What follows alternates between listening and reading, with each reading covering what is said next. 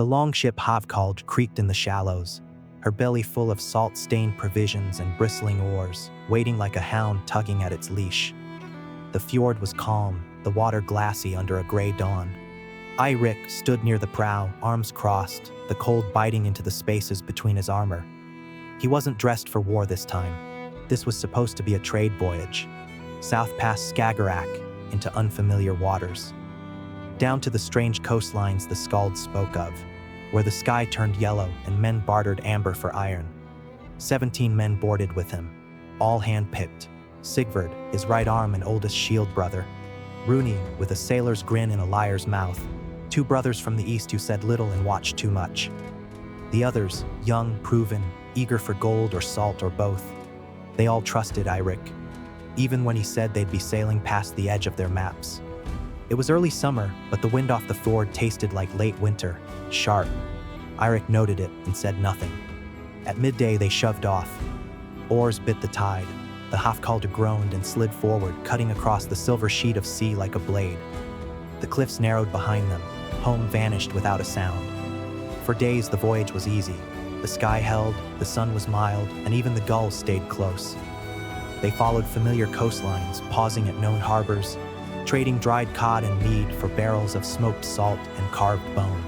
At night, they camped ashore when they could, lighting fires under sky-washed stars. Runi sang old songs. The brothers from the east whispered to each other in a tongue no one else spoke. It was Sigvard who pointed out the first wrongness. Listen, He said one morning, squinting at the horizon. no birds. He was right. The cries that had followed them like ghosts from home were gone. No wings circled the mast. No gulls fought over scraps near the stern. Dead waters, Muttered one of the younger oarsmen. Just empty. Eirik said, but he felt the weight of it too. As if the sea had sucked the breath from the air. They pressed on. Eirik consulted the sun each day, keeping the Hafkaldr on course, south and a little west. That was the plan. The shorelines began to warp, rocks sharper, trees wrong in shape, too thin or too bloated with moss. Inlets with no names opened like wounds in the land, spilling dark water that never reflected the sky. One night, anchored near a twisted little island, Eirik dreamed of wood cracking. But it wasn't a dream. The ship rocked violently at dawn, more than any current should allow. The water churned around them, not in waves but in spirals, as if something beneath had stirred. They pulled anchor, no one spoke. 2 days later, they saw the carcass. It was floating just beyond a fog line, bloated and pale. At first, they thought it was a whale, but Eirik knew better. Its shape was wrong. No flukes, no barnacles, and its mouth, if that was a mouth, was on the wrong side. Open and full of what looked like jagged human teeth. Flies had found it, though the skin was too slick for them to cling long. Gods, Runi muttered. that's a sign. We should tell you back. Sigvard said nothing. He just stared at Eirik. Eirik spat into the sea. If we were to turn for every dead thing in the water, we'd never leave the fjord. But he didn't sleep that night. The next morning, the fog came. It arrived without a breeze. Thick, slow-moving, curling in like smoke from a dying hearth. By midday, the sun was gone. The sky wasn't dark, but it wasn't light either. Just colorless. Every man aboard felt it. The ship dragging, the silence, the feeling like something in the mist was listening. The sea turned sluggish, not stormy, just heavy. As if the water itself was thickening, resisting the oars. It took twice the effort to make half the distance. They stopped talking. Runi lost his voice. The Eastern brothers refused to eat. On the 7th day, the compass spun. That was when Eirik knew the sea was wrong. We hold until the fog breaks. He told the crew. But it's been 3 days, barked one of the young men. 3 days with no stars, no sun, no... Hold! Eirik snapped, sharper than he meant to. You don't want to find what's waiting in that. They dropped anchor again. The fog pressed in. The sky remained a blank slate. Time slipped. Men whispered to themselves. One swore he saw another ship in the mist, drifting, its sails torn and black. But when they looked, there was only ocean. That night, the Hafkaldr began to creak in ways that weren't right. Not from the tide. The sound came from beneath, slow, steady, stretching wood, like something far below was moving. This is where the old stories start to lie. They tell you Eirik fought sea serpents with fire and fury. But the truth is worse. because there's no sword sharp enough when the world itself turns on you. By the morning of the 8th day, two things had become clear to Eirik. First, the fog wasn't going to lift. Second, they were no longer where they thought they were.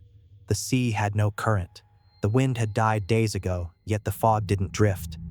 It clung to the ship like old wool, damp and heavy, smothering sound and sight. The water beneath the Hafkal didn't move as it should. There were no waves, not even the gentle rise and fall of breath the ocean always gave. It was still. Not calm. Still. Sigvard had taken to sharpening his axe 3 times a day, not out of need, out of nerves. The rasp of the whetstone was one of the few sounds that still felt real. One of the younger crew, Torgir, lost his footing and fell overboard. It wasn't a dramatic thing. One moment he was leaning too far, trying to piss off the side in silence. The next he was gone. A splash, a shout. Then only ripples. They threw rope, called for him. Nothing. The sea took him without a trace. No thrashing, no cry for help, no blood. Sigvard leaned on the rail, eyes scanning the water. He could swim. He didn't have time. Eirik said. He didn't even scream. A silence passed between them like thunder that hadn't struck yet. That night, the fog thickened again. Eirik could see it beating on the wood like sweat. The planks felt warmer than they should. The salt on them didn't crust. It melted. The ropes grew slick. The sail sagged though the mast held taut. Below deck a noise started. Faint, like sloshing, but not in rhythm with the sea. The sound of water lapping against something that shouldn't be there. Eirik took Sigvard and one of the Eastern brothers down with him. Lanterns lit, swords drawn. They found nothing, except the ballast stones had shifted, not rolled, not jostled, shifted, as if moved by hands. Wet drag marks led from the hold to the edge of the hull and vanished. What was here? Eirik asked. The brother just stared at him. Sigvard knelt by the stones. Could be rats. Eirik grunted. If so, they've learned to carry stones heavier than my axe. Back on deck, one of the other men swore they heard whispering from the fog. Not words, just the shape of words. Curved like hooks. That was how he described them. The kind of sounds that bend toward you, he said, shaking. The next morning, the sail was shredded. Not torn by wind, it had been cut. Straight, deliberate slashes as if from claws or hooked knives. But there was no sign of boarding, no other vessels, no wind to have carried someone aboard. Just those gashes in the fabric, curling at the edges like skin peeled back. They repaired it, or tried to. But every night afterward, it happened again. On the 12th day, the water changed color. It began near the bow. Eirik was the first to notice it. The sea had turned greenish-black like oil slicked with rot. It didn't reflect, didn't shine. It swallowed light. When he dipped his hand in, it came back cold and stinging, as if he'd plunged it into brine laced with nettles. Sigvard took a taste. He spat hard. Wrong salt. What does that mean? Runi asked. It tastes old. No such thing as old salt. Sigvard stared at him. Then you taste it. Runi didn't. That night, the fog began to pulse. It wasn't visible at first, just a feeling, like a heartbeat out of sync with your own. But soon the mist thickened and thinned in waves. Every few minutes, it would expand, then contract. Not with the wind, not with the tide, like breath, as if the fog was breathing. Eirik stood at the bow, eyes narrowed. We should not be here. He said. Runi stood beside him. Where is here? Not a place men were meant to find. Then why did we? Eirik didn't answer. He just watched the sea darken further, swallowing what little sky they could still see. On the 14th night, the Eastern brother vanished. No splash, no scream. His bedroll was empty, his boots still at the edge. The ship hadn't stopped. No one saw him leave. There was only one mark, a wet handprint on the inside of the hull. Not his size, too large, too long. Eirik had fought in the blood halls of Uppsala. He'd watched men die screaming, watched trolls burn and kings weep. But that night, he stood alone on the deck, lantern low, axe in hand, and felt something in the water below staring back. Not watching, waiting. By the 15th day, no one asked how long they'd been at sea. They stopped marking time. The fog saw to that. Light bled through it at random, staining the air in pale gray even at night. You couldn't tell dawn from dusk, only that something had changed slightly, like a breath caught in your throat. The crew moved slower. They didn't speak unless they had to. Their eyes no longer met. And when they did, it was like looking through smoke. Eirik kept watch at the bow, even when there was nothing to see but fog and that thickening sea. His muscles stayed taut, not from tension, but from habit. He had fought raiders, rode through storms, hunted wolves through snowdrifts that buried men whole, but this was a different kind of silence. Not absence, suppression. Something in the air wanted you quiet. Sigvard started muttering to himself as he tied and retied a rope that no longer needed adjusting. His hands moved with purpose, but his eyes were vacant. Eirik watched him for a long while before taking the rope away. Sleep. Sigvard didn't argue. He just walked to the mast and sat down beside it, upright, hands twitching against his knees. That night, the hull scraped something. Not violently, just a long, drawn-out rub, like sliding over rough stone. But there were no reefs here, no islands, no bed shallows to catch on. Eirik ordered lanterns lit and lowered one over the side. What it revealed didn't make sense. Below the surface, maybe 10 spans down, something moved. It spanned beyond the light's reach, slowly shifting beneath the ship like silk drifting on a current. Except there was no current. Eirik raised the lantern slowly, careful not to slosh the flame. The moment he brought it up, the ship listed slightly. Just a nudge, but enough to send a barrel sliding. Below, the dark mass rolled away into the depths, silent as dusk. He didn't sleep. By morning, 2 more men were gone. One had been on night watch. The other was a rower who'd taken to praying every hour, muttering sagas backward like it would ward something off. Both vanished without a sound, with no struggle, no signs of escape or force. Only their clothes remained, neatly folded. Damp. Runi finally cracked. He came up from below deck shirtless, eyes wild, knife in hand, and started shouting into the fog. We see you. We know you're there. Eirik didn't stop him. Runi shouted for 5 minutes, then 10. His voice rasped into coughing, then to sobbing. Still, the fog didn't move. Finally, he threw the knife into the sea. It didn't splash. It just sank, quietly, like the water had turned to cloth. The other men didn't comfort him, didn't even look his way. Later, when Eirik found Runi asleep beside the mast, he noticed his fingernails were gone, torn off. No blood, just raw skin. That evening, the stars returned. But they were wrong. The fog broke in patches high above, and for the first time in days they could see something beyond the white. But it wasn't the stars they knew. These were too bright, too sharp. They didn't twinkle, they hovered like eyes. And the constellations, they were almost right. Almost. But the angles were off, the positions wrong, as if the sky had been broken and hastily put back together. Sigvard whispered, We're not on Midgard anymore. Eirik didn't reply. The sea below them began to pulse with color, just a hint. A dull, greenish glow that flickered every so often, like firelight under ice.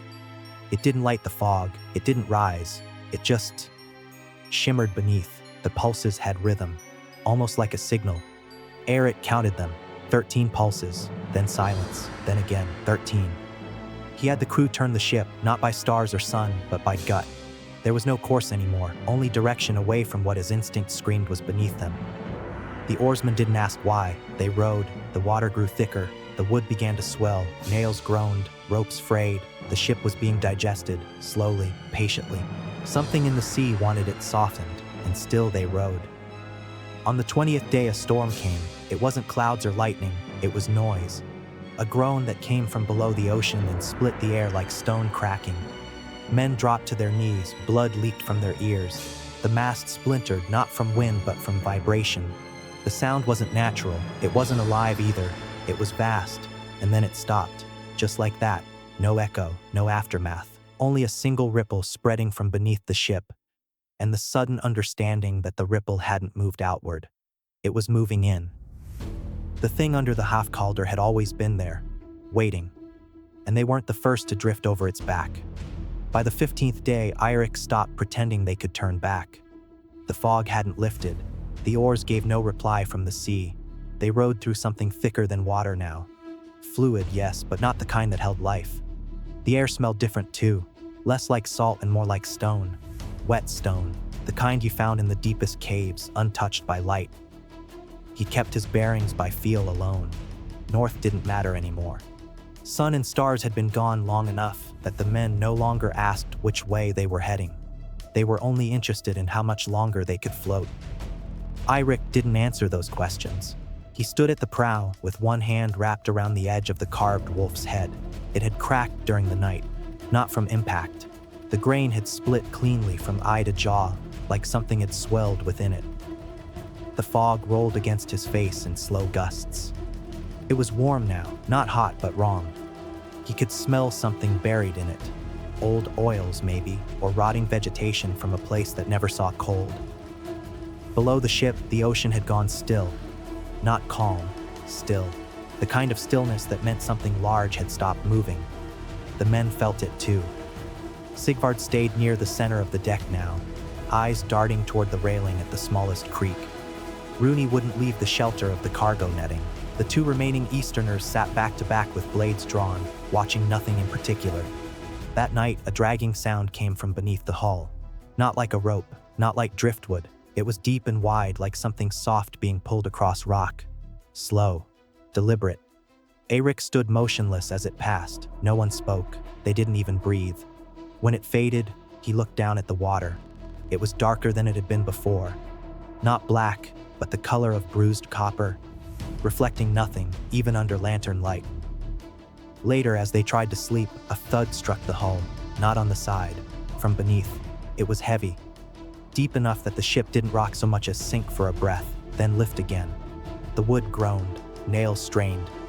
Eirik rose, stepped to the railing and stared over. There was nothing. Only that strange liquid surface, broken by the faintest ripple. He didn't call out, he didn't light a torch, he simply stood there, feeling the planks beneath his feet shift with the current. Only it wasn't a current. It was a rise and fall that didn't match the motion of the ship. Something underneath them had moved. Slowly, heavily. By morning, the sea around them had changed again. The color had deepened, and now it bubbled in places. Not violently, just enough to mark a spot, to show that something was alive down there. Breathing, maybe. Digesting. The crew found a fragment of something floating near the stern. It looked like driftwood at first, but when Eirik pulled it aboard, he realized it wasn't wood at all. It was a shard of bone, long, grooved, pitted from pressure. Sigvard turned it over in his hands. Well? Eirik shook his head. Too light. Then what? It grew. That's all I know. It wasn't made. They tossed it back. No one spoke of it again. That evening, a man went missing. One of the rowers, Bersi. Strong arms. Laughed too loudly, always talking about the girl he planned to marry when he got home. His bedroll was there, his boots, his axe. But no blood, no sign of struggle, just absence. Sigvard helped Eirik search the deck, then the hold, then the sea, nothing. Maybe he jumped. Sigvard said, though his voice lacked conviction. Eirik didn't reply. He stood by the rail for hours after the others returned below. When he finally slept, he woke an hour later, soaked in sweat, unsure if he'd actually closed his eyes at all. Something had pressed against the hull while he dozed. Something long and wide, gliding beneath them with intention. The next morning, the fog began to pulse. Not with wind, not with temperature, just slow waves of thickening and thinning, like breath passing through a throat. The sea matched it. You could feel the rhythm in the way the Hafkalj sat against the water, like it was no longer drifting on the sea, but with it. Eirik gathered the remaining crew and spoke plainly. We are in something's path, He said. and I don't know if it sees us as wood or flesh. The men stared at him. Runi shook his head. What kind of beast makes the sea breathe? Eirik didn't answer. He didn't know. The sky above them opened for a few minutes that evening. They looked up, hoping to see the stars. They did. But the sky was wrong. Not empty, shattered. Stars too large, too sharp, hanging in places no star should be. Constellations warped, angles that strained the eye. The Easterners turned away immediately. One of them dropped to his knees and buried his face in his palms. Eirik looked longer than he should have. He had seen the sky all his life, slept beneath it, followed it on hunts, read it for signs before battle. But this sky, this one, was not theirs. It was older, and it was watching back. That night, the Hafkald tilted slightly to starboard. Not from wind, not from weight, just a steady, measured lean. Barely enough to notice, unless you were a man like Eirik who had lived on the water most of his life. He placed his hand on the deck, pressed his palm flat, and felt it. A current moving beneath them. Not water. Something else. Something massive. There's a moment in every descent where the screaming stops. Not because the fear is gone, but because it's settled. Accepted. That's where Eirik was now. Eyes open, muscles taut, mind clear. He knew what followed wasn't panic. It was reckoning. The lean in the ship grew worse. By the second day after it began, everything on board had adjusted without words. Barrels had been lashed down. Men walked only on one side of the deck. No one questioned the angle anymore. It was simply a fact of life. A new rule the sea had written beneath them. Eirik spent more time near the water now. He wasn't watching it. He was listening. The ocean had developed a rhythm, a slow groaning cadence buried beneath the slap of hull against sea. It was deep, too deep for any storm or current. And it came with pressure, not weight, but presence. Something in the blackness shifting slowly below their path. The oarsmen refused to row anymore. They claimed the sea dragged them sideways when they did. One even swore his oar had caught on something that pulled back. Not a fish, not a rope, something smooth and living, too large to surface, too patient to rise. That night, Rooney tried to climb the mast. He said he wanted to see the horizon. There's no such thing anymore. Eirik told him. Rooney climbed anyway. He made it halfway before screaming and falling. Not from a slip. He had let go, hands open, arms wide. He shattered his leg on the deck and lay there, weeping. I saw an eye. He kept saying. I saw an eye under us. Eirik bent beside him and placed a hand on his shoulder. You saw wrong. I saw the lid move. Rooney whispered. It opened, went on the face.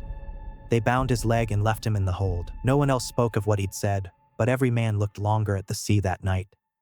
A few turned their backs to it entirely. The ship stopped moving, not by wind, not by anchor. The Hafkalder simply ceased to drift. It sat still on water that no longer lapped, rippled, or reflected. The surface had turned glassy, yes, but not like calm water, more like hardened pitch. The sky remained as it had, faint shapes of stars above them, slightly off, hanging too low in the dome. Sigvar dropped a line over the side to check depth. He never felt it hit bottom. After 10 minutes, he pulled it back up. It came up dry. Impossible, He muttered. Nothing here obeys. Eirik replied. Stop measuring. The rope had burn marks near the last few knots. None of the men touched it again. That evening, something scraped the hull, just once. Not a long drag, not a repeated impact. Just a single sound, low and resonant, like the edge of a blade run along a cliff. No one moved when it happened. Not even Rooney, who had started to mutter nonsense again beneath the deck. Eirik stood at the bow with his hand wrapped around the fractured wolf head. He knew the men were at their end. It wasn't panic anymore. It was surrender. The fog above shifted slightly. Not broke. Shifted. For the first time in days, something passed over the ship. Something massive. It didn't cast a shadow. The light bent wrong, stretching into lines that curled along the deck. Whatever it was made no sound. It simply moved. Eirik didn't try to track it.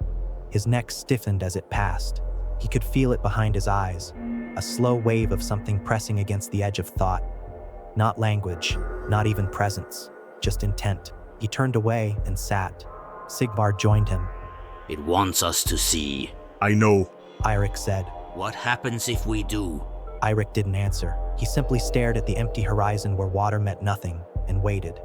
Later, the Easterners performed a rite. They used blood from a fish caught days before, crushed bones from a sparrow they had found in a barrel, and something else, something pulled from a pouch one of them wore around his neck.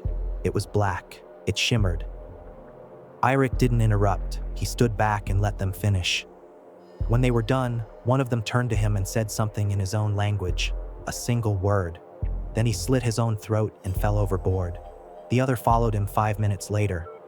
Their bodies sank fast. There was no splash. The sea folded over them like they'd never been there. There's a kind of quiet men aren't built to survive. It's not silence. It's the removal of meaning. Eirik stood in that quiet for days, watching the sea hold its breath. And underneath them, the shape moved again. The ship stopped moving during the night. No one noticed at first because there was no wind, no splash of oars, no rhythm left to break. When the sunless morning came, the Hafkalder remained still, held in place by something unseen beneath the hull. Eirik stood with his feet braced at the prow. He studied the sea for signs of motion. There was no sway beneath his boots, no lapping water along the sideboards. The ship felt grounded, though the surface around them remained slick and dark. The texture of the water had changed again. It no longer flowed or rippled. Instead, it pulsed, slowly, as though something enormous breathed through layers below the surface. That rhythm passed beneath the ship and into the wood, repeating like a distant drum. The men spoke less with each passing hour. Sigvard coiled rope that didn't need coiling, keeping his hands moving just to avoid looking outward. The two remaining oarsmen had stopped pretending to row. They sat beside the benches with pale faces, watching the fog with empty expressions. Runi had gone quiet sometime after dusk. He now lay below deck, wrapped in his own arms, breathing shallowly. No one dared speak to him. The last time someone tried, he screamed for 10 minutes and tried to bite through his own tongue. Eirik dropped a line into the sea again. He used a stone from the ballast as weight. The line reached only a few feet before it stopped moving entirely. It didn't sink. It hung in place, pinned against a surface that shouldn't have been there. When he hauled it back in, the stone had changed. The surface had become slick, marked with fate scoring along one side. Something had gripped it. He placed it on the deck and walked away. Later, a sound came from the depths. It didn't echo, and it didn't rise in pitch. It came steadily, pushing up through the stillness like something dragging itself across stone. The wood beneath their feet vibrated as it passed beneath the keel. No one moved while it happened.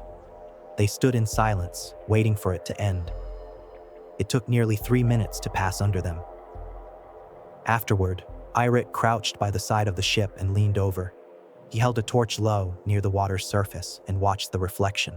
The sea no longer showed his face. Instead, the water held a faint green sheen, broken by dark ridges that shifted slowly beneath the top layer. He stood up and looked around the ship. The fog had thinned. Not enough to reveal distance, but enough to see the shape of the sea itself. It no longer resembled water. The surface rolled in steady waves that carried no wind. Thin, raised lines crossed in organic patterns, as if the entire sea was covered in living scale. These patterns extended in every direction, curving slightly where the horizon should have met the sky. The ship was not drifting across water anymore. It rested on something vast and alive. Sigvard approached him with a grim expression. This has gone far enough, He said. We need to leave this place. Eirik looked at the ropes, at the useless sail, at the dead wind. Where would you have us go? Sigvard didn't answer right away. His gaze dropped toward the shifting surface around them. We have no path forward anymore. Then we stand. Eirik replied. Later that day, the horizon shifted. A mass rose far in the distance. At first, it looked like cloud, but it moved too slowly, too heavily. As it continued to rise, it stretched wider than any island they had ever seen. It arched, curved, then sank again. It had the shape of a spine. No one said a word as it disappeared again beneath the surface. The pulsing rhythm beneath the ship became stronger. The deck began to creak with each pass, as though the hull itself reacted to the movement underneath.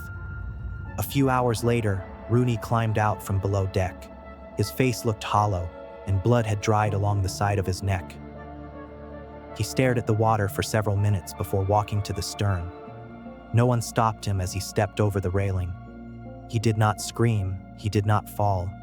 He simply vanished beneath the surface, which accepted him without disturbance.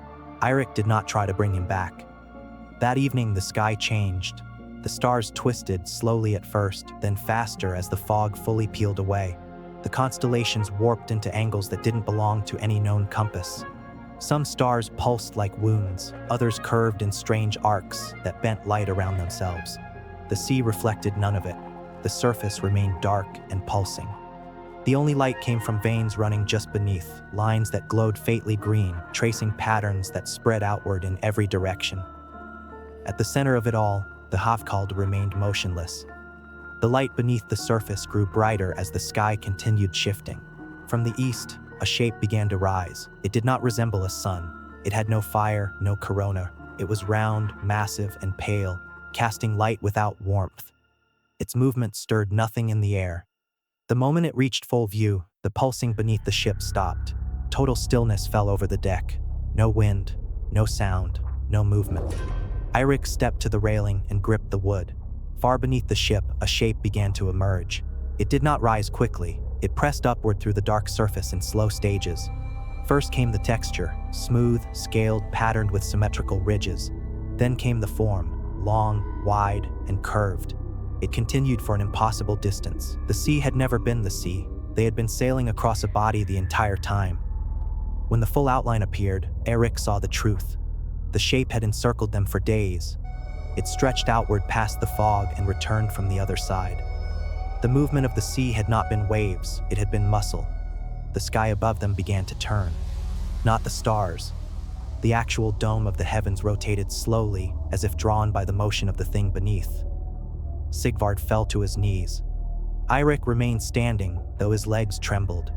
A mouth opened below the waterline. It did not break the surface. It did not create a splash. It unsealed along a ridge nearly the length of their ship.